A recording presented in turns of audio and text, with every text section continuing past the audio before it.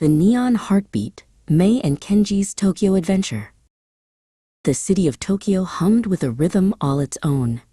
Mei and Kenji stepped out of the station and into the heart of Shibuya, where the giant screens glowed like neon suns. Around them, a sea of people waited for the lights to change, a quiet energy building in the air. Their first stop was a hidden cafe, where the lattes were works of art. Mei gasped when the waiter placed a cup in front of her. Resting on top of the milk was a tiny, fluffy cat made of foam, its whiskers painted carefully with chocolate. While Mei admired the art, Kenji was on a mission for the perfect snack. He found a street vendor nearby selling taiyaki, warm, fish-shaped waffles. The smell of sweet batter and red bean paste filled the air, making his stomach growl in anticipation. Harajuku was a whirlwind of color. Takeshita Street was lined with shops selling everything from sparkling hairpins to towers of fluffy cotton candy. Mei and Kenji pushed through the crowd, feeling as though they had stepped inside a kaleidoscope. Seeking a moment of peace, they traveled to the ancient Sensoji Temple.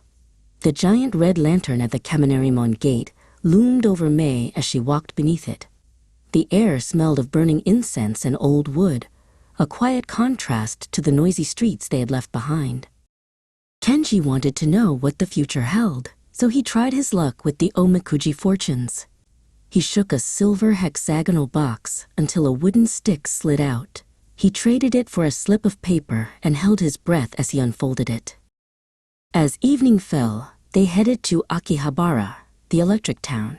The buildings were draped in glowing signs of heroes and robots. Mei and Kenji felt like they were inside their favorite video games, surrounded by the bleeps and bloops of the massive arcades.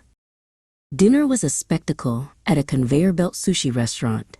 Mei watched in fascination as little wooden plates zoomed past her seat. She waited for just the right moment, her hand poised to catch a plate of bright orange salmon. Kenji was determined to master his chopsticks. He carefully balanced a piece of pickled ginger, his brow furrowed with effort.